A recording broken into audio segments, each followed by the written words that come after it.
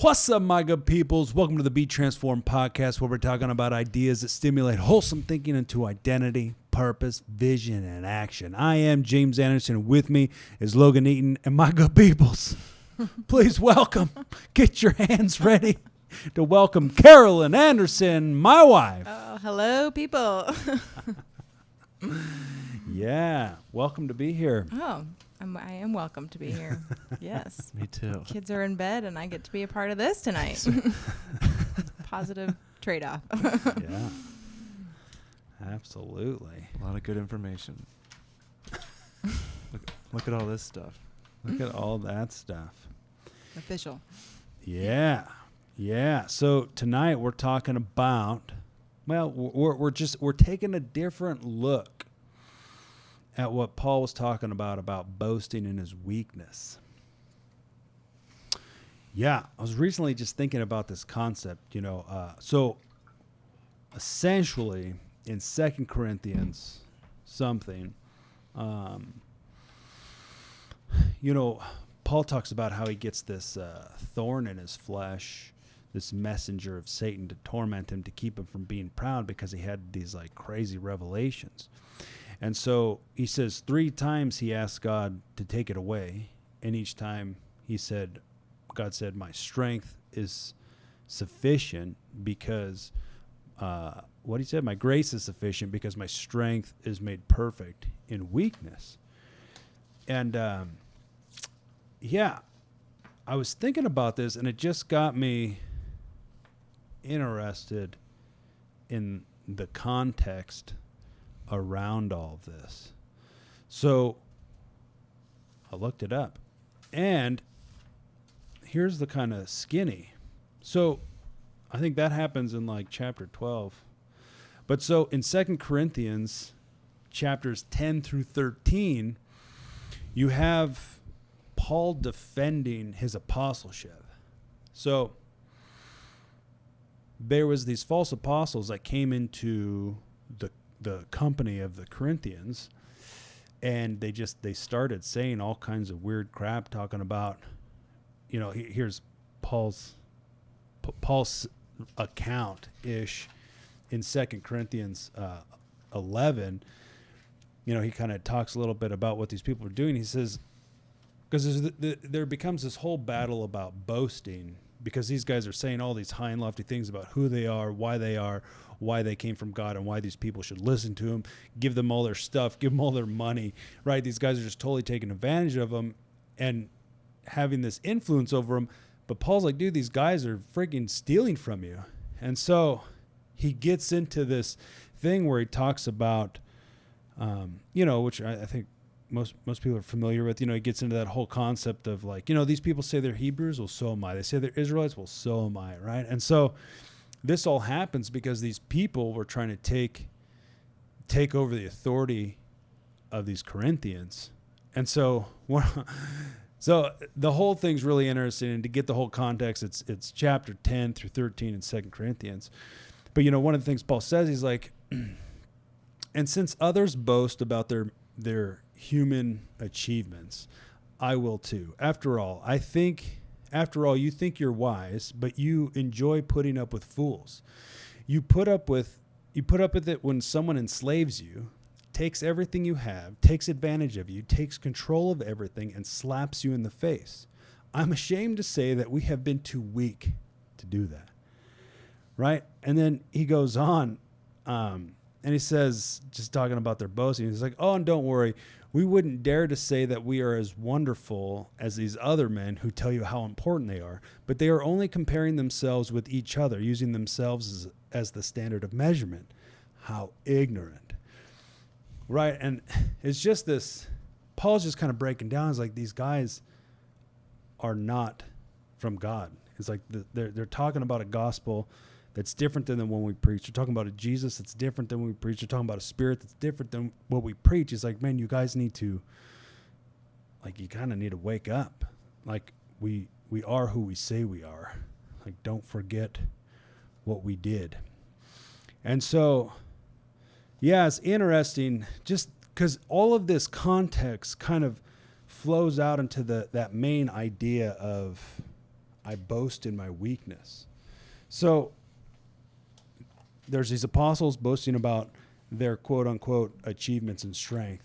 And then Paul starts to kind of share what proves that he's an apostle, like his deeds that he's done. So in 2 Corinthians 11, verse 21 through 27, Paul says, "But whatever they dare to boast about," he's like, "I'm talking like a fool again. I dare to boast about too. Are they Hebrews? So am I. Are they Israelites? So am I. Are they descendants of Abraham? So am I. Are they servants of Christ? I know I sound like a madman, but I have served him far more.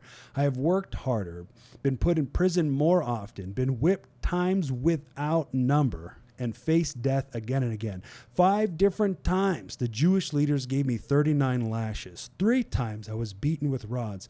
Once I was stoned. 3 times I was shipwrecked. Once I spent a whole night and day adrift at sea. I have traveled on many long journeys. I have faced dangers in the rivers and from robbers. I have faced danger from my own people, the Jews, as well as from the Gentiles. I have faced dangers in the cities, in the deserts, and on the seas. I have faced dangers from men who claim to be believers but are not.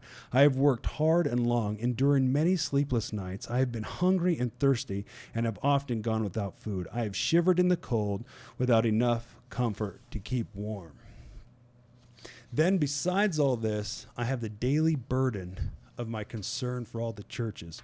Who is weak without me feeling that weakness? Who is led astray and I don't burn with anger? If I must boast, I would rather boast about the things that show how weak I am. God the Father of our Lord Jesus, who is worthy of eternal praise, knows I am not lying. When I was in Damascus, the governor under King Aretas, say that 10 times, kept guards at the city gates to catch me. I had to be lowered in a basket through a window in the city wall to escape him. So, Paul's talking about these things he encountered by following God. And it's like these things that he suffered, like, proves, one, that he came from God. Because you can't fake it when you're being beaten multiple times, right? Not just like one time, not one instance, but multiple times. It's one thing to accidentally get beaten. It's another thing to like wake up in the morning and do it again, do the same things that got you beaten the last time. And so, but it's interesting. He's like, nah, but I'd rather boast about the things that show that I'm weak. But that was in regards to like his daily burden of his concern for all the churches. He's like, who's weak and I don't feel that weakness? Who's led astray and I don't burn with anger, right? Like his compassion, care, and need for these people, I think, was quote unquote weakness compared to like what the quote unquote super apostles, what the strength they were boasting about, right? Compared to what they were talking about. This looks like weakness, like Paul's actual care and concern for people instead of manipulating them and taking advantage of them. And so then Paul goes on and he says, this is where it kind of gets a little crazy in chapter 12. So Paul talks about, he's like, well, then I could go on to boast about these visions and revelations that I've had, right? And he's like, there's this one time about 14 years ago, right? In the body or out of the body, I don't know. But I went to the third heaven in paradise and saw things so astounding that they cannot be expressed in words, things no human is allowed to tell. And he says that experience is worth boasting about, but I'm not going to do it. Can you say bummer? He says, I will boast only about my weakness. If I wanted to boast, I would be no fool in doing so because I would be telling the truth. But I won't do it, because I don't want anyone to give me credit beyond what they can see in my life or hear in my message, even though I have received such wonderful revelations from God. Right? So these false apostles were like, no, man, look, here's all the great things we've done. Here's our resume. Here's how amazing we are. Paul's like, no, man, look, man, I get beat. I get led down a basket because these people are trying to kill me. He's like, no, I focus on these things. I don't focus on these revelations because he's like, you could hear He could tell you the story about how he encountered God and literally saw the invisible kingdom and things that there aren't even words to display and express what he saw. He could talk about those things, and then your perspective of him, man, would skyrocket, right? You'd be like, this guy, it's amazing. He's got, this favor of God, and you could worship him for that. But he's like, look, I'm not even going to talk about that because I don't want you to look at me in a way that I don't actually demonstrate in my life, right? The view you should have of me is based off of my message and my conduct. This is just a totally different perspective than those false apostles. All right, so then here's where it gets real weird. So Paul, he's talking about he had these, so he's had these epic and wonderful revelations. So Paul says, so to keep me from becoming proud, I was given a thorn in my flesh, a messenger from Satan to torment me and keep me from being proud. All right. That's kind of weird. So then 3 times, this is Paul talking, 3 times I begged the Lord to take it away. Each time he said, my grace is all you need. My power works best in weakness. So now I am glad to boast about my weakness, so that the power of Christ can work through me. That's why I take pleasure in my weaknesses and in the insults, the hardships, the persecutions, and troubles that I suffer for Christ. For when I am weak, then I am strong. But it seems like Paul's perspective of weakness might be different than maybe what we typically think of weakness. What do you guys think about that or any of that? Yeah, I'm trying to just ask myself questions, trying to go through this. Like what? So if we're trying to figure out what really the weakness was, or what was strength, like what was the strength that it's compared to? Like what is it? What is the weakness that we're looking about? What is it compared? What's the opposite of it? The strength that was supposedly on these other Pharisees. Like if strength is like if strength that in this circumstance was pride and arrogance and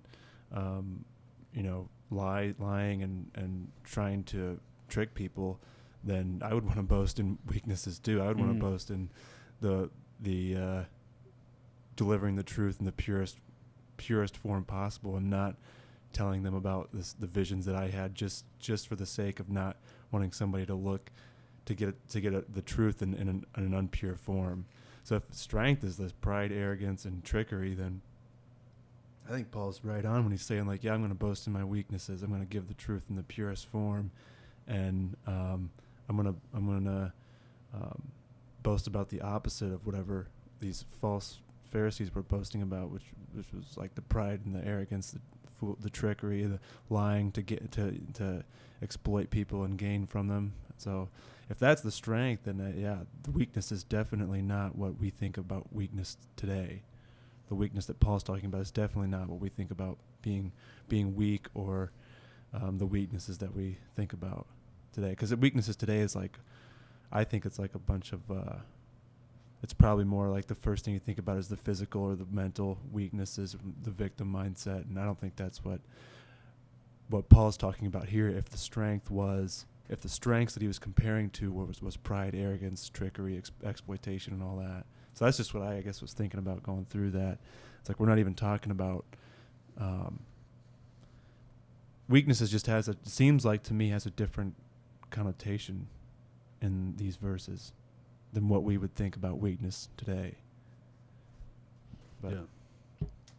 I think weakness often can come across as an inability to do something, whereas here he's clearly doing something, which is why he's having hardships, persecutions.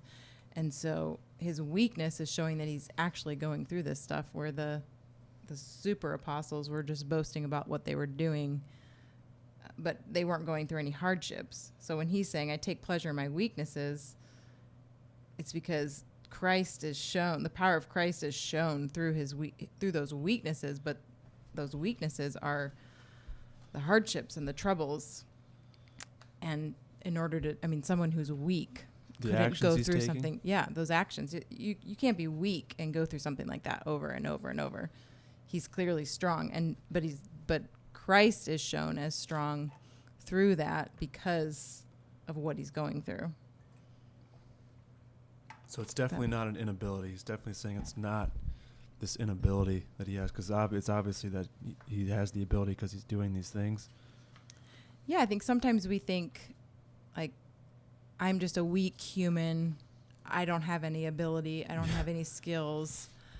Only Christ in me shows that. But really, we are God's creation. So Yeah. we aren't just nothings. Yeah, we you know, we have skill and ability, and Yeah. obviously Paul had lots of ability in order to go through these hardships, to be sharing with people and to be out there day after day, and had the motivation to do it. Yeah, in my experience, believing that you have an inability is just an excuse. I know I've used it as an excuse not to do something or not to take on responsibility or accountability. Yeah. And I guess that's definitely not the case with what Paul's doing here. He's definitely taking responsibility for the people and for his own life and for the message of delivering pure truth. And he's definitely putting in the effort to do that. So, thinking that weakness is an inability can mask itself in just an excuse to not do something, an excuse to not take a step, or an excuse to not put forth effort or take responsibility for something. And I know I've done that. I've been in that state of mind where it's like subconsciously I'm thinking like, yeah, I have no ability to do this. And it's just, it feels better. It's like, yeah, I don't even have to think about it anymore, even though I know deeper down that I should be doing this. I should be doing something. Yeah. Or taking a step or something. So how'd you get off the hook? So because of the inability, so you're supposed to do something, but you're like, no, I'm too scared. So it's like, okay, well, yeah, like somehow, how does that excuse you? Like in that mindset, like how does it excuse? It's like, I can't do it. Well, I'll just give it to God. Because you're in like this kind of maybe confusion, emotional turmoil. Well, you don't like, well, I just got to give it to God. Right. When you say that to yourself, or you say that, it's like the responsibility is no longer on you anymore. It takes that. It's like, it's just this a way to make yourself feel better, that it's like, okay, I don't even have to worry about this anymore. Yeah. I think, like we talked about before we started, just even the word surrender, where like in that moment of inability, you could say, okay, I surrender all this, but that doesn't mean backing off from your responsibility. And that surrender actually being like owning it. Yeah, you don't. But right, you don't want to give something to God that he wants to give back to you. That gave to you, yeah. But he's trying to give to you, like, at the same time. Yeah, but surrenders. That one gets weird, because where it's a real thing, it's different than you would think. Because so like, let's just say like you feel like you should be doing something, but then you're scared, and now you're conflicted on the inside. You're like, yeah, like you don't want to embrace it anymore because it like terrifies you. So because it terrifies you, there's that idea of like, okay, well, maybe I shouldn't do it. But then you've got this conflict. Well, then you could get that idea or that advice to like, well, you just need to surrender to God. So it's like, okay, because I'm in this emotional turmoil, it's because I'm not surrendering, so I just need to give that to him, and then I'll be okay. But it's like, no, you really just need to like do the thing you're supposed to do and embrace the fear. But yeah, that concept of surrender kind of turns into this, I'm not going to do anything until I clearly hear from God. Like, he's going to have to move this table an inch before I know that God wants me to do this, right? And but that becomes back into like the slave mentality, where Jesus is like, no, bro, like, you guys, I no longer call you servants, I call you friends, right? And then once you become born again, you become children, right, with a father. And a father's mentality is to, let me teach you how to be like me. So yeah, I was just thought like surrender's giving you an excuse to live in indecision then. just to live in a state of indecision. In the incorrect version of surrender, yes. Yeah. Yeah. Well, and I think you can misinterpret or not even understand what that actually means to say, I'm giving it to God. So Right. a lot of times I think we can say that, like, oh, I'm just going to give it to God. But it's like, what does that actually look like? What does that actually mean? And when And you why? can think about it as like taking action while in union with Christ, like figuring out, where he's taking you, what you're supposed to be doing. But it's not just like the sit back and wait for answers, but it's taking steps in faith and in action. Because that's totally different. I mean, it seems like it would be easy to give it to God, but then what does that actually mean or look like? Well, that's just like a misunderstanding of who we are and who God is, right? Like, we have duties and responsibilities on purpose. I mean, Jesus came, brought restoration, and then left, right? I mean, like, and he says, okay, I'm going to go away for a long time, like a really long time. Well, then I'm going to come back, and then you guys are going to give an account of what you did, right? It's like he gave, in these different parables, he gave them money. They gave them his estate. And he's like, all right, I'm going to leave. He's like, you're going to increase this. I'm going to leave. I'm not going to check in on you, right? In this parable, right? I was like, the accountability and the reckoning is when I come back. Then we're going to make an account. And that's then what you're rewarded or punished for. So, yeah, this concept of, whatever, Jesus take the wheel. It's like, no, I think you get the wheel back in Jesus, right? And then you get coordinates to where you should go. And like the power that fuels that car is called the Holy Spirit. And you drive. Yeah. God's not interested in making anybody do anything, right? The reason why there was 2 trees in the garden is because it's not a choice if there's no options, right? God's not interested in making anybody do anything. If he was, we would not be so ignorant of who he is and who we are. That just wouldn't be a real thing. If God was in control and controlled everything, we would not be so confused about who God is. Yeah. So then it matters then what we do, like the decisions we make. Right. Yeah. Yeah. Like sometimes people are like, well, I don't know, man. It's just like people say, well, you just need to, I don't know, confess your weakness to God. No. Jesus said, why would you doubt? Like the disciples are in a boat. Jesus is asleep. This storm is raging. The waters, there's wind, there's waves, there's waters piling into the boat. The disciples freaking out. They wake up Jesus, but bro, don't you care? We're about to die. Jesus is like, shh. And the storm calms down. And he's like, why would you doubt? I think we're like, no, you got to give it to doubt. No, he's like, why would you doubt? He's like, yeah, but it's so, no. He's like, where is your faith? He's like, when the Son of Man comes back to earth, will there be faith? And it's like, sometimes there's just this weird concept of, it's like, there's just this weird cycle that I wish we could explain better in the moment. But it's like, there's this thing where people are like, okay, you can't do anything without God. But then when we have God, we're still saying you really can't do anything either. Because we keep coming back to this inability and thinking somehow that's all we have and that's what we're stuck with. Well, it's almost the separation where like that doesn't, once you're in God, you're in God. So it's not this like, I'm apart from God, I can do nothing. Oh wait, now I've got him, I can do something. But it's like, instead, there isn't a separation. We're in God, so we can do it, Yeah.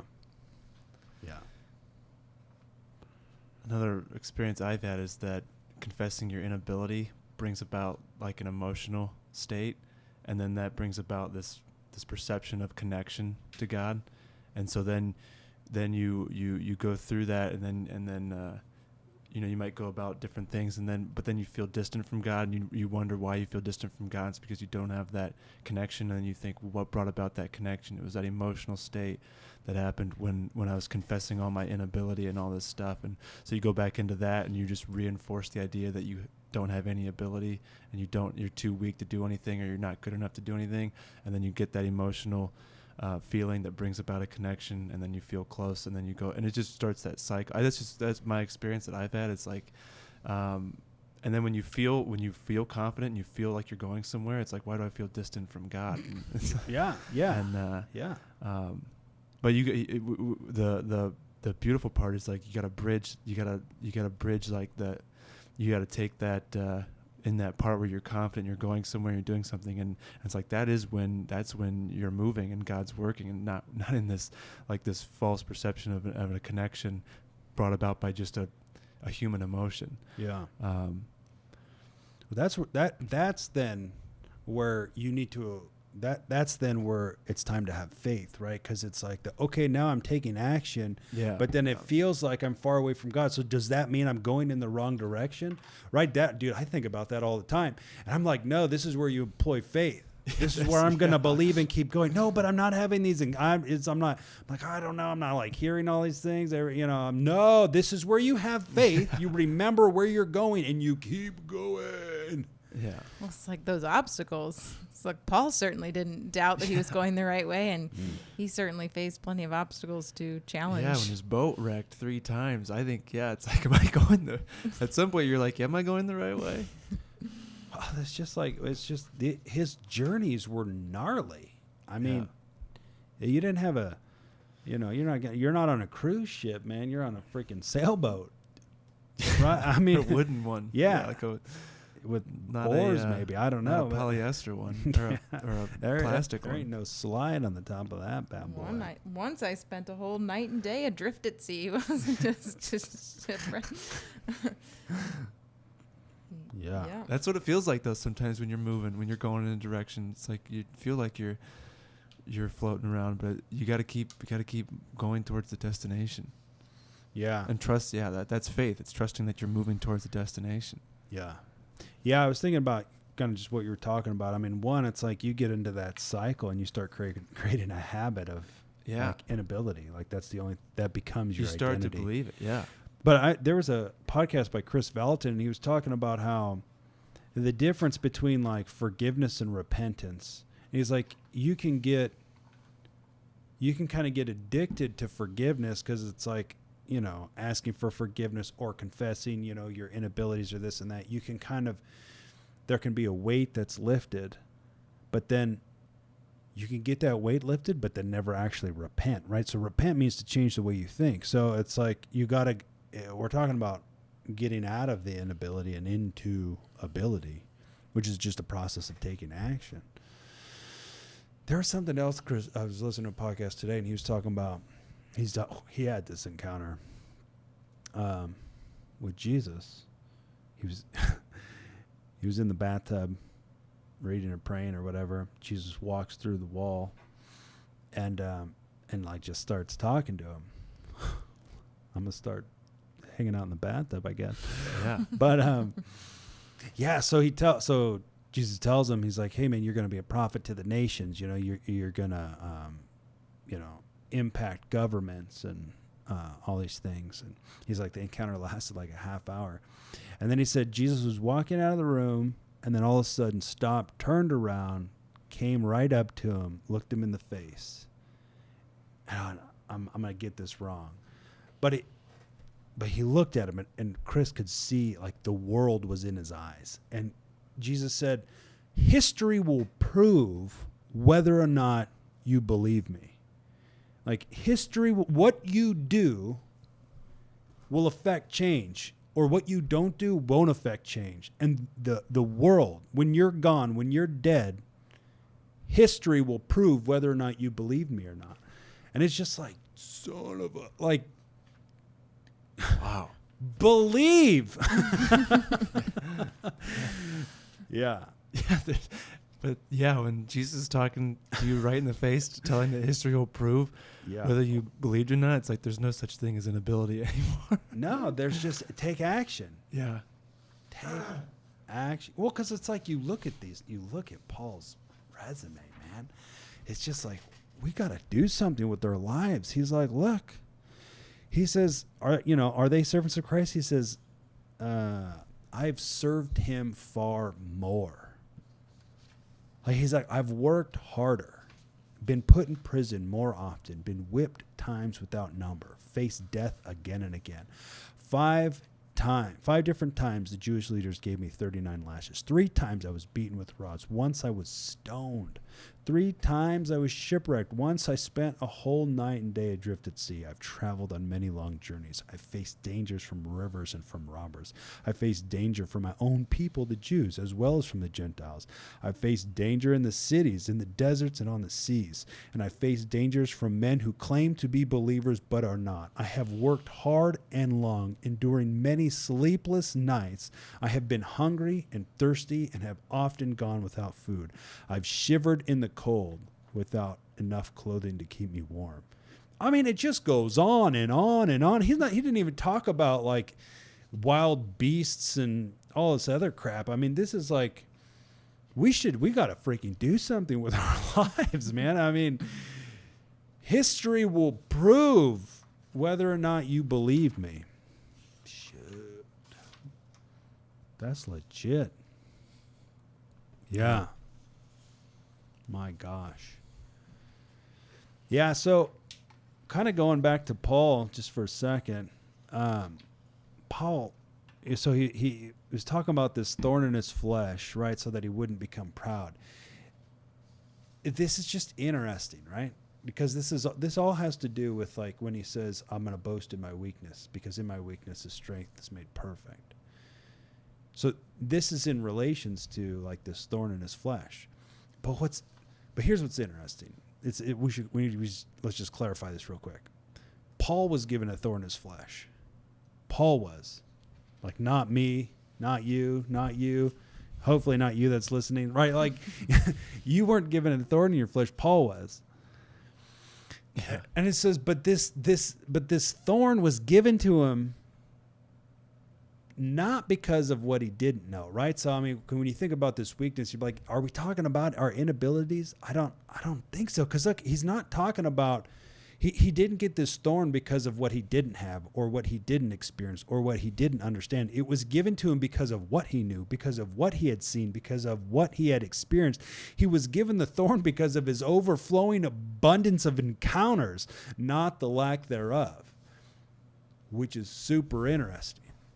It's like this thing came because of like everything epic that he had, but like I don't know, he still needed to keep his mind in check. I don't totally get it.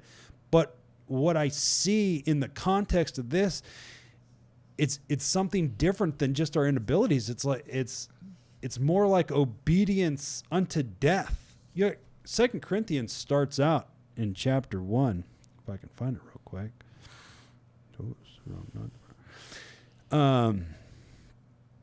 Give me a second.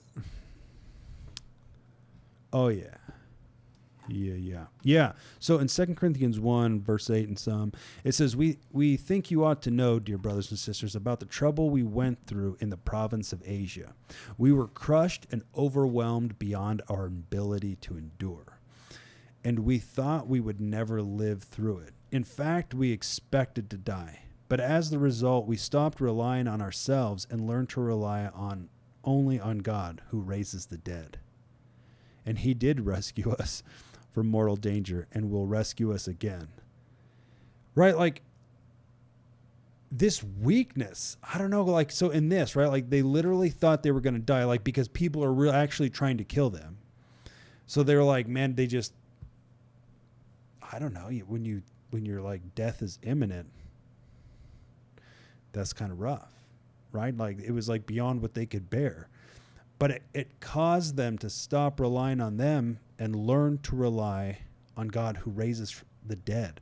I mean, we're talking about like literally like they're facing death. So this reality of like the resurrection and just the manifestation of the kingdom of heaven, which is invisible. I mean, it's like whether you believe that or not is really going to be crystal clear when you're actually facing death because of it. And so he's talking about this thing. He's like, all right, man, we got off ourselves and got into Jesus. It's like this weakness, everything this weakness is circled around is epic action, because this whole thing, he's like, I'm going to boast in my, he's like, because what he said. Yeah, he says, so now I'm glad to boast about my weakness so that the power of Christ can work in through me. That's why I pleasure, but look at this lineup, right? That's why I pleasure in my weaknesses and in the insults, hardships, persecutions, and troubles that I suffer for Christ. Because when I'm weak, I'm strong. Like everything is talking about action. Everything is talking about perseverance. Everything is talking about persecutions and insults and hardships. It's all talking about like moving. None of it's talking about like, I've got this problem. I don't understand. I'm not well trained. It's like, that's just not what any of this is wrapped around. I mean, you even think about that, that passage talks about contentment, right? He's like, I know what it's like to be in need. I know what it's like to have plenty. I know what it's like to be hungry, to be well fed, have clothes, not clothes, But I've learned to be content in every situation because I can do all things through Christ who gives me strength. Like, a lot of times that just gets boiled down to, hey, you just need to be happy with what you have.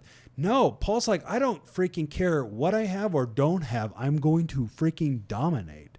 Like, I'm going to spread this message so that every Gentile that is on earth will have heard the name Jesus. Like, that's what everything is wrapped around. None of it's wrapped around inability. Well, that's where it's like in the obstacles, you're showing the strength because you're still doing it. Like, doesn't matter if I don't have clothes or I don't have food. He's still going. And so instead of the contentment piece where it's like, it doesn't matter what you have, you should be content. It's more of the like doing what I'm supposed to be doing, no matter the obstacles. The obstacles don't prove that you're not going the right way. They just are part of the journey. It's being being content during the action. It's not a verse that justifies being content in this indecision state.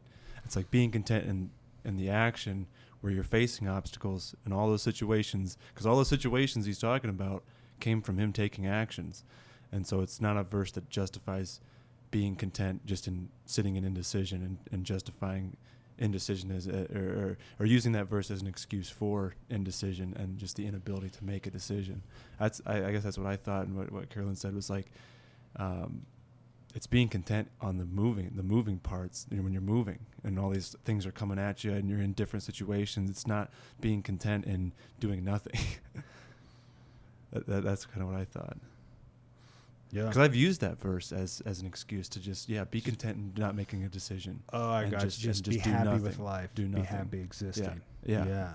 No, man. I don't know. I can't. No. Yeah, eventually you won't. Eventually you might feel good for a second, but eventually you're gonna go insane because, especially if there's just something inside that you need to be doing, or there's something that needs done. You'll go crazy. Yeah, because we're not designed that way. We just weren't built that way. Right. Yeah, it's interesting, man. It is interesting. It's interesting to think what we could do. Like it's interesting to think if we just decided that we wanted to like impact Bowling Green. Like if we just decided like this is what we're going to do. Like we're going to get into the schools. We're going to get into these businesses. We're going to get into the, the government here. And it's like, we're just, the goal is to make an impact. Like let's serve and let's see how we can help out and see, what are problems that we can bring the solution to. I mean, if we just decided like we're actually going to be the light of the world, it's like, in 10 years, 20 years, 30 years, would history prove, right, that the light of the world got out of the bucket and actually shined and actually gave light to the places that needed it? It's just interesting to think about the potential. I think about that sometimes. I just like, if I wasn't, I'm slowly taking action, but it's like, dude, I'm scared. There's things I'm scared of. I had a meeting last night, pumped up to go to it. Afterwards, they're like, yeah, let's do it. And I'm like, I'm like scared. I was like, it's hard to commit, but it's like, if I didn't care about being scared, and just I didn't care about like working it out, bombing and showing up again. Like if I didn't care about, or if I just who cares, and just got into it. Like how much could I actually accomplish? What could I actually do? If I blew up my TV, it's just like it, and just like what if all my time? It's just like what if I gave my entire self to it? Like what could I actually get done? Yeah. Well, that comes back around to the boasting in your weakness. If you go do it and it bombs, but then you do it again, and then, it's like you did it. And so you can't become strong if you don't push through when it doesn't go well. That's Yeah. really true. Yeah. Yeah. Yeah, you can't know what strong and weak is unless you're moving, unless you're doing something. Yeah. Yeah. Yeah. And you're going to run into obstacles. Yeah. And when you look back in 20 years, if you never did the first one, how can 20 years from now be better than the first one if you Yeah. didn't do the first one? Right. That won't be as good, but you did it. Yeah. Yeah. And he said, I boast in my weaknesses because then I am strong. Right? I mean, the whole thing about contentment is that, I can do all things through Christ who gives me strength. But like for reals, I wish I could say it in a different way to take like the religious emptiness out of it. But it's like, no, seriously, like I keep going because there's this thing that it's like, it's beyond, it's beyond the care for my body. It's not that I don't like my body. It's just that like I care about achieving the kingdom in spite of it. No matter what. Yeah.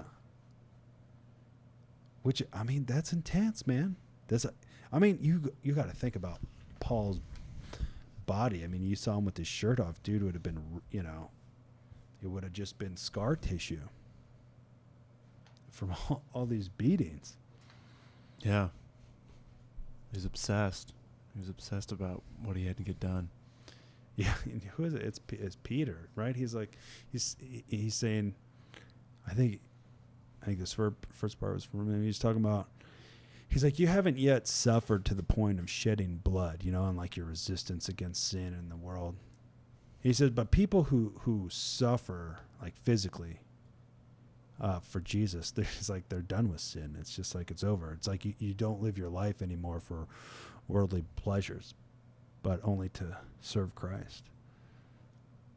Go out there and get a beat down. But not because you're dumb, not because of being dumb. I don't think that works that way. But no, man, I just think this whole thing just speaks of, man, let's do something, man. Let history speak that we freaking believe, and let whatever that is in our weaknesses, man, whatever, who cares? Regardless, let Christ be found strong. When you look at our lives, when people on the outside, inside, look at our lives, be like, bro, all I can see is Jesus. It's sexy. Let that be your life. My good peoples, until next time, peace.